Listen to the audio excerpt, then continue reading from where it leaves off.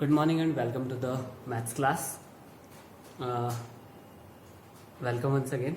चलिए 12.2 स्टार्ट करते हैं। We have done some questions, हमने 6 क्वेश्चन कर लिए थे।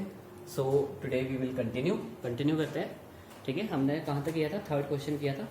चलिए अब हम क्या करने वाले हैं? 4th क्वेश्चन स्टार्ट करने वाले हैं। ठीक है, सो विदाउट वेस्टिंग टाइम चलिए स्टार्ट करते हैं। ओके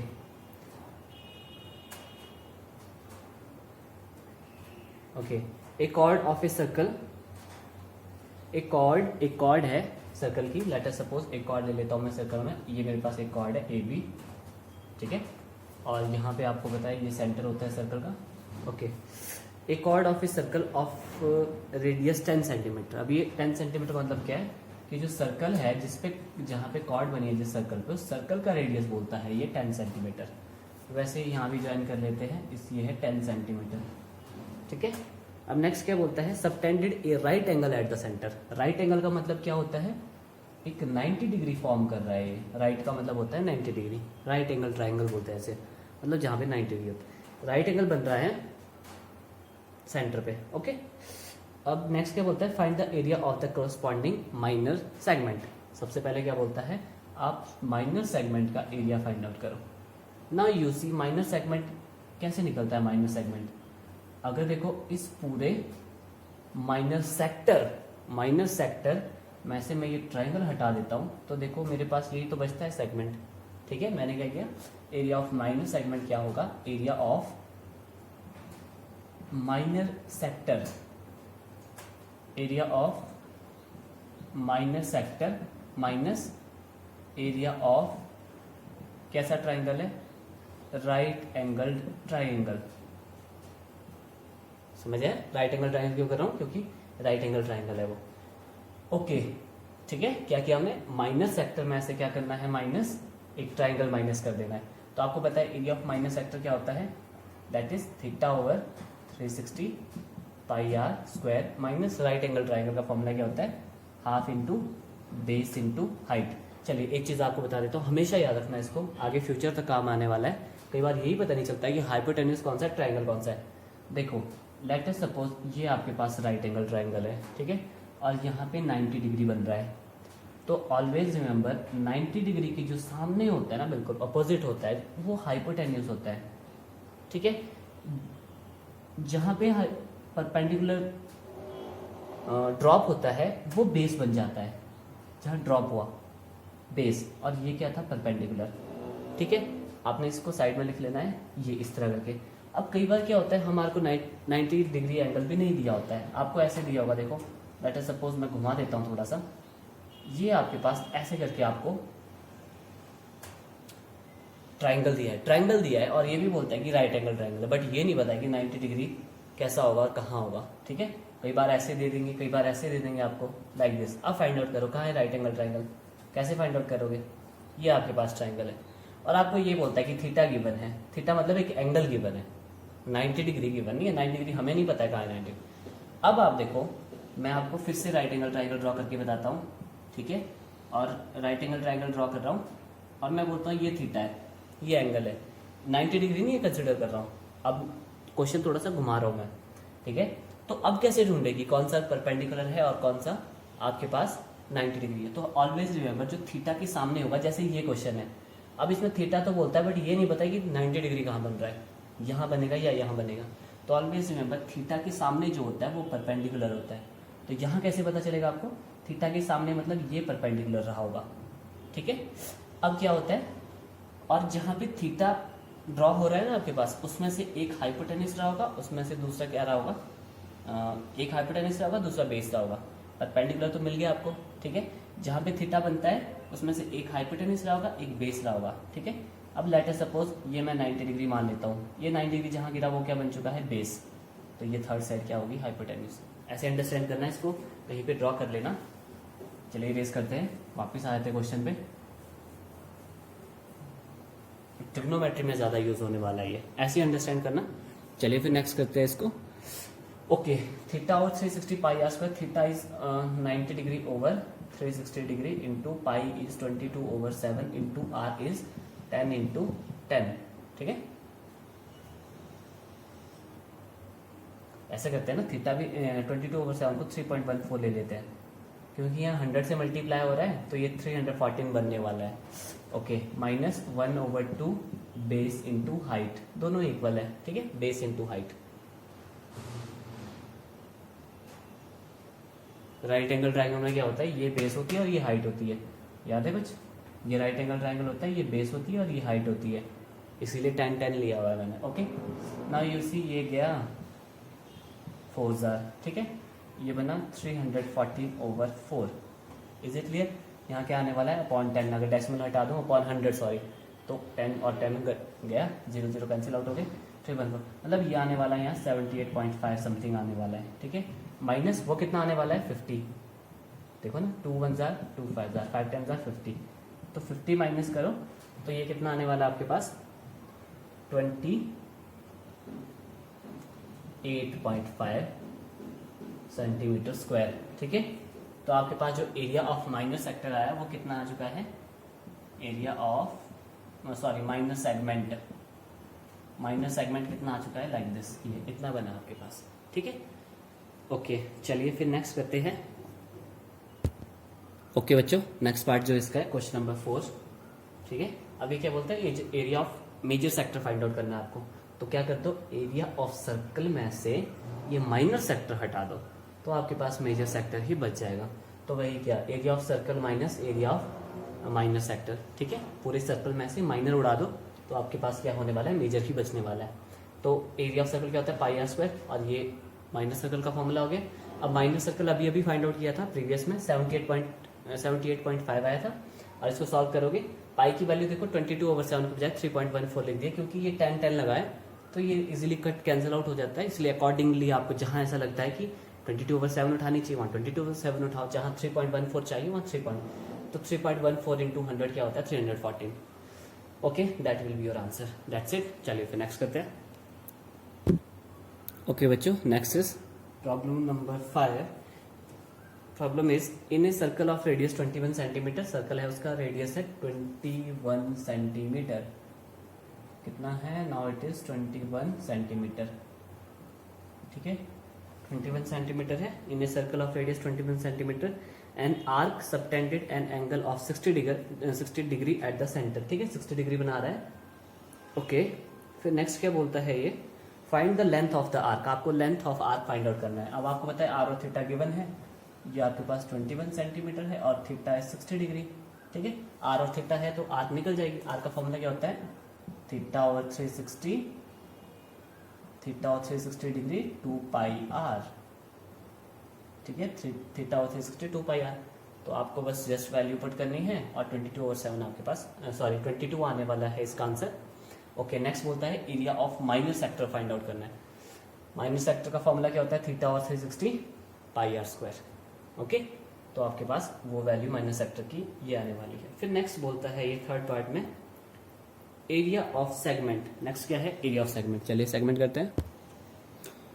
ओके बच्चों, नेक्स्ट क्या बोलता है, आपको फाइंड आउट करना है एरिया ऑफ सेगमेंट। अब आपको पता है सेगमेंट कैसे निकलने वाला है आपके पास। एरिया ऑफ सेगमेंट का मतलब क्या है, जहां पे सेगमेंट लिखा है या सेक्टर लिखा है तो माइनर सेगमेंट की बात कर रहा है। आपको ये एरिया फाइंड आउट करना है, ये वाला, मतलब यहाँ पे अगर मैं ये कॉर्ड ड्रॉ करूँ ना तो ये वाला आपके पास एरिया फाइंड आउट करना है। तो आपको पता है कैसे निकलता है, अगर आप हम माइनर सेक्टर में से ये ट्राइंगल उड़ा देना, यहाँ से गायब कर दे, इसको सबट्रैक्ट कर दे, तो देखो सेगमेंट ही तो बचता है। बट अब ये नहीं पता है हमें ये जो ट्राइंगल है ये कैसा ट्राइंगल है, राइट एंगल तो नहीं है, फिर कैसा ये इक्विलेटरल है, कैसा है हमें नहीं पता है, आइसोसेलेस है, कैसा है, ठीक है। तो देखो क्या होता है, आपको सिंपल मेथड बताता हूँ आपको, वैसे तो काफ़ी थ्योरम्स लगती है इसमें, बट सिंपली आपने रिमेंबर करना है। देखो क्या होता है, if two sides of triangle, अगर मान लो किसी ट्राइंगल की टू साइड क्या है, इक्वल है, आर इक्वल, एंड और आपका जो एंगल है एंड सेंट्रल एंगल लिख देते हैं, चलो ठीक है, and central angle is 60 degree, ठीक है। क्या बोलता हूं मैं, अगर आप पास किसी ट्राइंगल की टू साइड इक्वल है और साथ में क्या है, जो सेंट्रल एंगल है ना वो 60 डिग्री है, तो आपने समझ जाना देन क्या है, then triangle is equilateral. Wait a second, someone calling me. Okay बच्चों, नेक्स्ट देख लो क्या होने वाला है। एरिया ऑफ माइनर सेक्टर कैसे निकलने वाला है हमारे पास, एरिया ऑफ सेगमेंट कैसे निकलने वाला है, ये वाला एरिया ऑफ माइनर सेगमेंट कैसे निकलने वाला है, एरिया ऑफ माइनर सेक्टर, ठीक है, area of minor sector minus area of equilateral triangle, ठीक है। अब देखो एरिया ऑफ माइनर सेक्टर क्या होता है, theta over 360 pi r square, ठीक है, माइनस इक्विलेटरल ट्राइंगल फॉर्मूला क्या होता है, √3/4 side square. Is it clear? √3 की वैल्यू भी आपको इसमें गिवन है कि आपको कितना यूज करना है, √3 इज 1.73 लर्न कर लेना इस वैल्यू को, ठीक है। Okay, theta is given that is 60/360 into pi is 22/7 क्या 3.14 ही यूज कर लेते हैं, इसमें तो नहीं गिवन है बट हमें 3.14 ही गिवन यूज करनी होगी। क्यों करनी होगी अभी देखो, into radius square, radius is 21 square, radius is 21 square.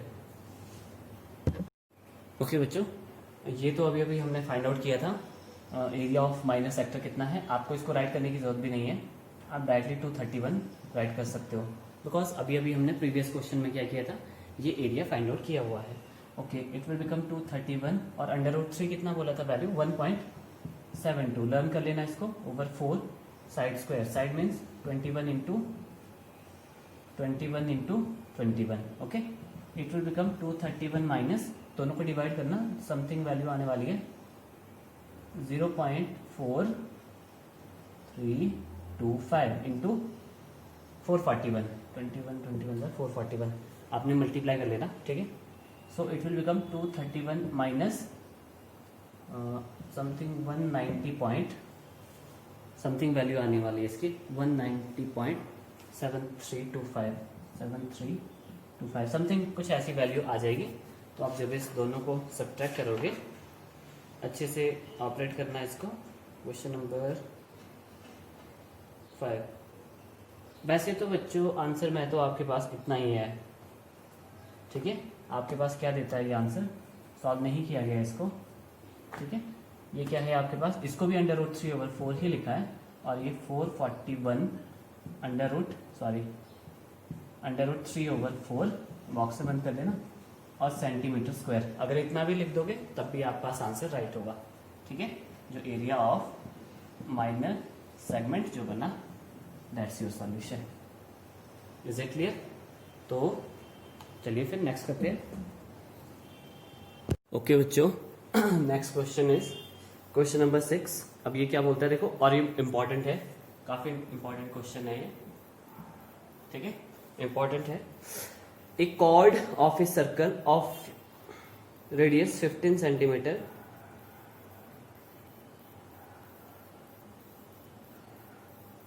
subtended an angle 60 at the center, find the area of the corresponding minor and major sector.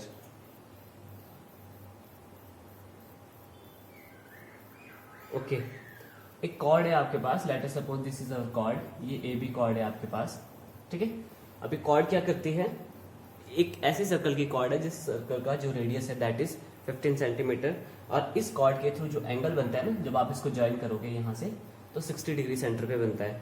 Okay, अब ये क्या बोलता है, find the area of the corresponding minor and major segment. आपको क्या निकालना है, पहले तो ये माइनर सेगमेंट फाइंड आउट करना है, फिर बाद में मेजर सेगमेंट। अब ये क्वेश्चन मैं नहीं करने वाला हूँ, आप इसको खुद ट्राई करोगे। अब देखो सबसे पहले क्या आता है, एरिया ऑफ किसका फाइंड आउट करोगे। सबसे पहले तो आपने ये फर्स्ट ऑफ ऑल आप ये राइट करोगे ए पार्ट में कि if two sides of triangle are equal, अगर टू साइड क्या होती है, इक्वल होती है, and one angle is 60 degree, then क्या होने वाला है, देन ट्राइंगल इज इक्विलेटरल, ठीक है।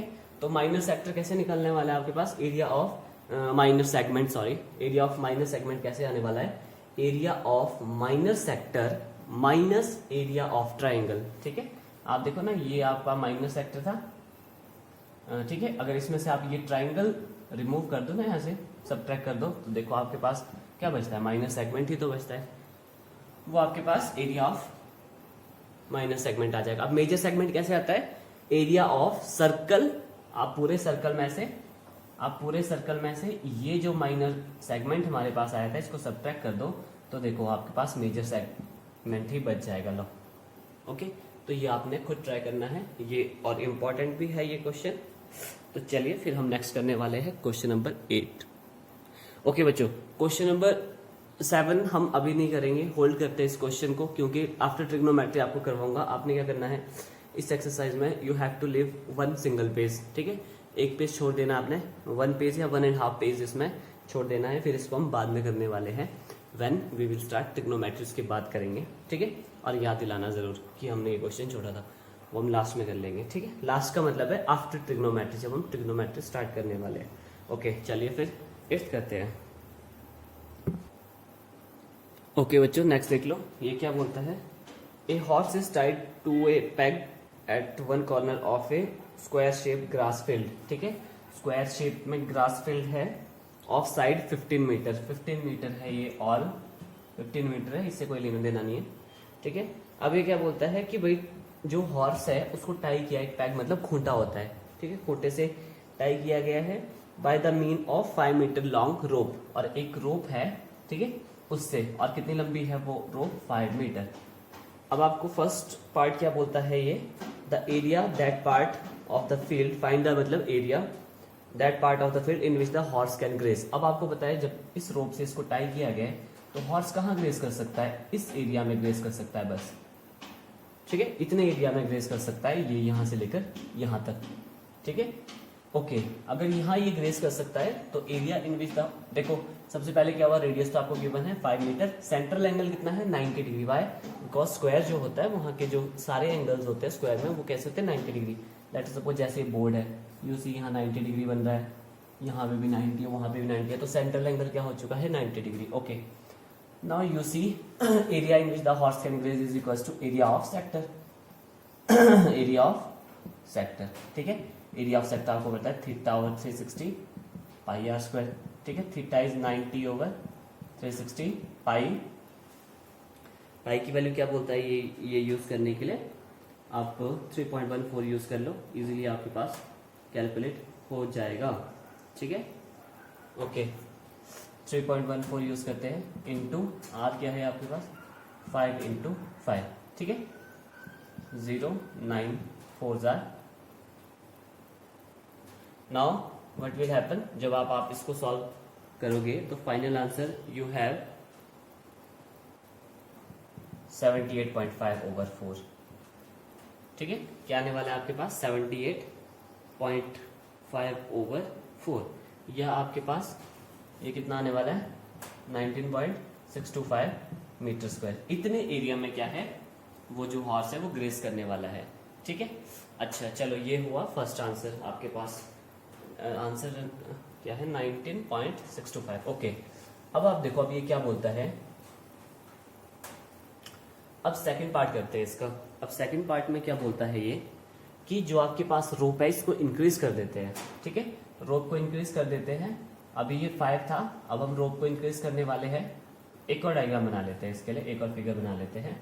ये आपके पास 5 मीटर रोप थी ना, अब इसको इंक्रीज करना है। अब ये बोलता है इसको 5 मीटर की बजाय आपने इसको 10 मीटर लॉन्ग रोप कर दो। कितना मीटर, 10 मीटर, तो एरिया कितना हुआ, ये हुआ आपके पास ग्रेजिंग एरिया। ओके, तो आपके पास जो अब जो आर होने वाला है दैट विल बी 10 मीटर, और सेंट्रल एंगल तो वही है। ठीक है, बी पार्ट यहाँ से स्टार्ट हुआ, बी पार्ट, सेंट्रल एंगल तो वही है। ठीक है, area in which the horse can graze, ये बोलता है find the increase in the grazing area if the rope were 10 metre long instead of the 5 metre. ठीक है, अब ये क्या बोलता है, पहले हम क्या करते हैं, पहले इसका एरिया निकाल देते हैं सेकंड वाले सेक्टर का। Area in which horse can graze is equal to area of sector, ये भी वही बनने वाला है। अब यहाँ पे क्या होगा, theta over 360 pi r square. Theta क्या था आपके पास 90 ओवर 360 पाई 3.14 ले लेते हैं, और ये 10 का स्क्वायर क्या होने वाला है 100। Okay, 9 1 jar 9 4 jar, it will become 314/4। ठीक है, क्या होने वाला है 314/4, और जो इसको डिवाइड करोगे तो क्या आने वाला है ये 78.5 मीटर स्क्वायर समथिंग इतना आने वाला है। मतलब सेकंड केस में जो एरिया ग्रेजिंग एरिया होगा उसके लिए हॉर्स के लिए वो इतना होगा। अब देखो अब ये क्वेश्चन क्या बोलता है, आपको पता है पहले कहाँ तक था आपके पास, यहाँ तक हॉर्स ग्रेज कर पा रहा था। ठीक है, अब क्या है यहाँ पे 5 मीटर था ना, फिर उसकी रस्सी को इंक्रीज कर दिया गया, और ये बोलता है कि उसका जो एरिया इंक्रीज हुआ ना ग्रेज करने का वो कितना इंक्रीज हुआ। अब आपको पता है जो इंक्रीज हुआ एरिया वो तो ये है। ठीक है, और ये एरिया कैसे निकलेगा, अगर मैं इस बड़े वाले सेक्टर में से, ठीक है, ये छोटे वाला सब्ट्रैक्ट कर देता हूँ ना, सेक्टर छोटे वाला सेक्टर सब्ट्रैक्ट कर देता हूँ, तो देखो आपके पास यही तो बच जाएगा, यही वाला एरिया। ठीक है, तो इंक्रीज इन एरिया, ठीक है, इंक्रीज इन एरिया कैसे निकलने वाला है, इंक्रीज इन एरिया क्या बोलता है, इंक्रीज इन ग्रेजिंग एरिया क्या बोलता है, इंक्रीज इन ग्रेजिंग एरिया वो कैसे निकलने वाला है, that will B area of bigger sector minus area of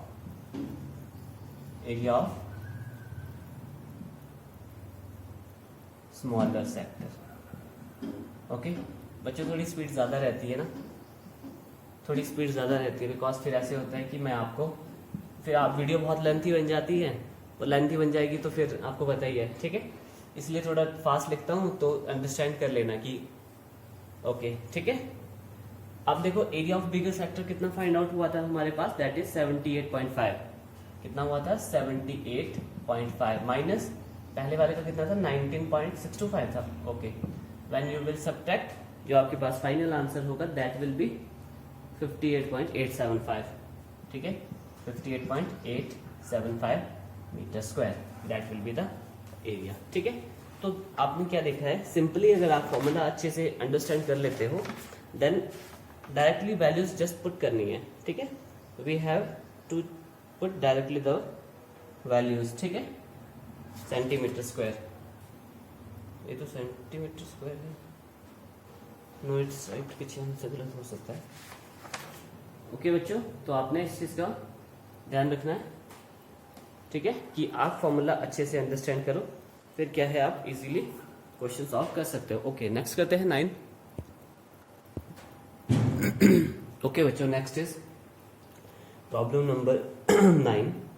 problem is a broach is made with silver wire in the form of a circle with diameter 35 mm। ठीक है, broach क्या होता है, एक डिजाइन सा होता है, मतलब क्या बोलूँ मैं आपको, यहाँ पे लगता है वो कॉलर पे ना ऐसे यहाँ पे, ठीक है, कोट में वो एक डिजाइन सा होता है। ठीक है, is made with the silver wire in the form of circle. ठीक है, वो सर्कल की शेप में है वो डिजाइन, जो यहाँ लगना है। ठीक है, सर्कल की शेप में है वो डिजाइन जिसका डायमीटर क्या है 35 mm। ओके, सर्कल की शेप में है और उसका डायमीटर क्या है, डायमीटर कितना है उसका, डायमीटर इज 35 mm। ठीक है, 35 mm मिलीमीटर, 35 mm। तो रेडियस कितना होने वाला है, radius will be 35/2 mm। Is it clear? चलिए आगे बढ़ते हैं। फिर ये क्या बोलते हैं, the wire is also used in making 5 diameter which divide the circle into 10 equal sectors। ठीक है, वो जो वायर यूज की गई है सिल्वर वायर, वो क्या करती है, वो सर्कल को कितने पार्ट्स में डिवाइड करती है, 10 इक्वल पार्ट्स में डिवाइड करती है। तो सेंट्रल एंगल कितना होने वाला है हमारे पास, सेंट्रल एंगल क्या होने वाला है आपको पता है, टोटल 360 डिग्री होता है और इसको 10 पार्ट्स में डिवाइड करना है, मतलब 0 0 कैंसिल। तो सेंट्रल एंगल जो थीटा आ रहा है आपके पास दैट विल बी 36 डिग्री। ठीक है, मतलब हर एक एंगल जो होने वाला है ना 36 डिग्री एंगल होने वाला है वहां पे। ठीक है, ओके, अब ये फर्स्ट पार्ट करते हैं इसका। फर्स्ट पार्ट क्या बोलता है, total length of the silver wire required. ठीक है, सिल्वर वायर रिक्वायर्ड। ठीक है, सिल्वर वायर रिक्वायर्ड। देखो कहाँ कहाँ हमारे को, अब क्या बोला इसने, जो ब्रोच बना है वो किससे बना है, सिल्वर वायर से। किस तरह से बना है, कि उसमें कितने हैं 5 डायमीटर है। देखो 1 2 3 4 5 डायमीटर है, ठीक है। और कहाँ पे वायर यूज हुई है, देखो यहाँ पे बाहर से इसको कवर करने के लिए भी बनी हुई है। ओके, वायर कहाँ कहाँ यूज हुई, एक तो 5 डायमीटर के लिए, 5 डायमीटर के लिए प्लस सरकमफ्रेंस के लिए। यहाँ वायर यूज हुई है हमारे पास सरकमफ्रेंस ऑफ सर्कल, ठीक है, यहाँ पे वायर यूज हुई है। अब देखो 5 डायमीटर मतलब 1 डायमीटर था 35 mm का, तो 5 डायमीटर कितने होने वाले, 5 × 35 प्लस सरकमफ्रेंस क्या होता है 2 पाई r, ठीक है। ओके, 5,025 175 प्लस 2 इंटू, देखो पाई की वैल्यू बाद में पुट करता हूँ, r क्या है आपके पास 35/2, तो पाई की वैल्यू क्या ले लेते हैं 22/7, क्योंकि 7 और 35 कैंसिल आउट हो जाते हैं, इसीलिए अकॉर्डिंगली हम क्या करते हैं पाई की वैल्यू लेते हैं। अब देखो यहाँ डिवाइड हो रहा है तो इसीलिए मैंने 22/7 लिया, अगर डिवाइड नहीं होता मैं 3.14 ले लेता directly. Okay, 7 1 jar and 7 5 jar, ठीक है, 2 से 2 भी गया, ये 175 plus 110 it will become 285 mm। इतनी लेंथ हमें सिल्वर वायर की रिक्वायर होगी, सिल्वर वायर रिक्वायर्ड, तो इतनी सिल्वर वायर हमें रिक्वायर होगी, ठीक है। सिल्वर वायर रिक्वायर्ड कितनी होने वाली है, लाइक ओके दिस मच। चलिए फर्स्ट पार्ट हो चुका है, चलिए नेक्स्ट पार्ट करते हैं। ओके बच्चों, नेक्स्ट देखो ये क्या बोलता है, find the area of the each sector. मतलब जो ये सेक्टर बन रहे हैं ना यहाँ पे, और आपके पास जो 10 सेक्टर बन रहे हैं, आपके हर एक सेक्टर का एरिया क्या होगा, मतलब एक सेक्टर का एरिया फाइंड आउट करना है आपको, वही सबका एरिया होगा क्योंकि सारे सेक्टर इक्वल है। Okay, area of each sector क्या होने वाला है, थीटा और 360 pi r square, theta is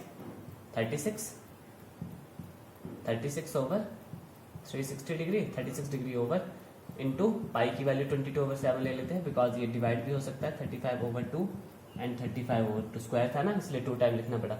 7 1 jar 7 5 jar, ठीक है, 36 10 jar 360, 5 1 jar 5 2 jar 10, 2 1 jar and 2 11 jar, so it will become 11 into 35/4, ठीक है, 11 into 35 समथिंग 385/4 आने वाला है, 385/4। so the final answer will be 96.25 millimetre square. तो ये होगा आपके पास क्या, एरिया ऑफ ईच सेक्टर, ये ठीक है बच्चों, क्लियर हो गया। क्या हुआ, कुछ भी नहीं था इसमें, डायरेक्ट फॉर्मूला पुट हुआ है, वो क्या हुआ है, that is area of each sector. चलिए फिर लास्ट क्वेश्चन बच जाता है, दैट इज क्वेश्चन नंबर 13, उसको भी कंप्लीट कर देते हैं। ओके बच्चों, last question that is 13th। Okay, now it's saying that a round table cover has 6 equal design as shown in the figure. आपको फिगर दी गई है, ठीक है, डिजाइन कौन से है, ये आपके पास डिजाइन है ये वाला, ठीक है, राउंड टेबल है, उस पर ये डिजाइन बना है, जिस पे राउंड टेबल पे ये डिजाइन बना है, ये यहाँ पे डिजाइन बना है, ठीक है, has 6 equal design as shown in the figure. If the radius of the cover, table का जो कवर है, टेबल का कवर है ये, ठीक है, टेबल के ऊपर जो कवर होता है वो, if the radius of the cover, अगर लेट अस सपोज मैं यहाँ पे फिर से ले लेता हूँ और इसमें से एक उठा लेता हूँ, एक कॉर्ड उठा लेता हूँ, लेट अस सपोज ये उठा ली मैंने, या ये वाली उठा लेता हूँ लास्ट वाली, ठीक है, ये सेंटर हो गया। आपको एक और फिगर ड्रॉ करता हूँ ताकि आपको इजीली अंडरस्टैंड हो जाए, और इसका जो रेडियस बोलता है दैट इज 28 सेंटीमीटर, ठीक है, और ये भी रेडियस होता है, ये भी क्या हो गया 28 सेंटीमीटर, ठीक है। Find the cost of the making design at the rate of 0.35 पर सेंटीमीटर स्क्वायर, मतलब 1 सेंटीमीटर स्क्वायर ये डिजाइन बनाना है आपको, और 1 सेंटीमीटर स्क्वायर कितने में बनता है 0.35 रुपीज में, तो आपको बताना है पूरा डिजाइन कितने में बनेगा। ओके, देखो क्या हुआ, अब देखो डिजाइन कहाँ बना है, यहाँ पे, मतलब किसकी बात कर रहा है ये किसकी बात कर रहा है, ये कर रहा है सेगमेंट की बात, ठीक है, हमें किसका एरिया फाइंड आउट करना है, सेगमेंट। तो चलिए रेडियस तो आपको गिवन है, रेडियस तो गिवन था, तो रेडियस हमने राइट कर दिया। अब देखो अभी क्या बोलते हैं, ये डिजाइन जो है वो 6 इक्वल पार्ट्स में डिवाइड हुआ है, वैसे वैसे जो यहाँ पे डिजाइन बने ना ऐसे ऐसे 6 है यहाँ पे, ऐसे लाइक दिस, ठीक है। तो मतलब जो आपके पास ये है ना, क्या नाम है आपका, सेंट्रल एंगल कितना होता है 360, और कितने पार्ट्स में डिवाइड हुआ है, 6 में। तो 360 को 6 में डिवाइड करते हैं तो आपको पता है ये 60 डिग्री आने वाला है। तो सेंट्रल एंगल क्या हो गया आपका, 60 डिग्री। ओके, एक चीज और लिख देते हैं, क्योंकि आपके पास आपको पता है आपको कैसे निकलता है जो सेगमेंट होता है, that is area of sector minus triangle. अब ट्राइंगल कैसा है ये हमें नहीं पता है, ठीक है, तो ट्राइंगल भी पता करते हैं। अब आपको पता है if two sides are equal, central angle कितना हो चुका है, 60 डिग्री, ठीक है। अब यहीं पे राइट करेंगे इफ टू साइड्स, ठीक है, sides, if two sides of triangle are equal, ठीक है, are equal and central angle जो होगा, and central angle is 60 degree, then क्या होने वाला है, then triangle is equilateral, equilateral triangle, ठीक है। तो ट्राइंगल कैसा हो गया, इक्विलेटरल।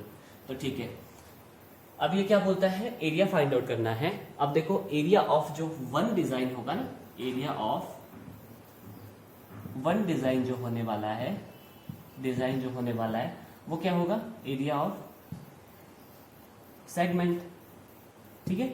अगर मैं सिर्फ एक का एरिया बोलूं ना, सिर्फ एक डिजाइन का एरिया, तो वो क्या होने वाला है, एरिया ऑफ सेगमेंट, क्योंकि ये सेगमेंट ही बन रहा है। ये क्या है आपके पास, एक सेगमेंट है। कैसा सेगमेंट है, माइनर। राइट करना चाहते हो तो राइट कर सकते हो। अगर मैं सेगमेंट लिखता हूँ ना सिंपली, तो उसका मतलब ही माइनर सेगमेंट ही होता है। तो वो हुआ वन डिजाइन का एरिया। तो हमने कितने का निकालना है, एरिया ऑफ 6 डिजाइन। तो एरिया ऑफ 6 डिजाइन कैसे निकलने वाला है, 6 इंटू एरिया ऑफ सेगमेंट। और एरिया ऑफ सेगमेंट क्या होता है, area of sector minus area of triangle, ठीक है। ट्राइंगल लिखना चाहते हो, ओ ए बी ट्राइंगल बनने वाला है। चलिए फिर जब आप इसको ऑपरेट करोगे, फाइनली मैं आपको बताता हूँ क्या आंसर आने वाला है। ओके बच्चों, नेक्स्ट देख लो। आपने यहाँ पे फॉर्मूला पुट करना है। एरिया ऑफ सेक्टर क्या होता है, थीटा और 360 pi r square minus area of triangle. कैसा ट्राइंगल है ये, अभी मैंने बताया था, यह है equilateral triangle and area of equilateral triangle is √3/4 side square. अंदर ब्रैकेट को सॉल्व करना है, सॉल्व करने पे आपको ये आंसर मिलने वाला है। आप इसको खुद ऑपरेट करोगे, सिंपल मल्टीप्लिकेशन है, बाकी कोई डिफिकल्टी नहीं होगी। ओके, फिर ये आंसर आने वाला है आपके पास, देन ये मल्टीप्लाई करके you will get this answer, ठीक है। ओके, अब आगे क्या बोलता है, इस डिजाइन को जब जो बनाएगा वो 1 सेंटीमीटर स्क्वायर डिजाइन बनाने पे इतने रुपीज चार्ज करेगा। तो हमारे पास कितना एरिया है टोटल, लाइक इतना, दिस मच। ओके, तो 1 रुपीज की अगर इतनी टॉफीज आती है तो इतने रुपीज की कितने आने वाली, मल्टीप्लाई करना है। तो मल्टीप्लाई करके जो आंसर आएगा वो आपका आंसर होगा, ठीक है। That will be the solution. Okay, but unit जरूर याद रखना, कॉस्ट बोल रहा है तो कॉस्ट की यूनिट क्या होती है, कॉस्ट यूनिट इज रुपीज, ठीक है। So that's it, our 12.2 is over. घर पे स्टडी करते रहिए और डाउट पूछते रहिए, ठीक है। So that's it and thank you. 7th question बचता है, वो हम बाद में करने वाले हैं। दैट्स इट बच्चों, ध्यान रखिए अपना।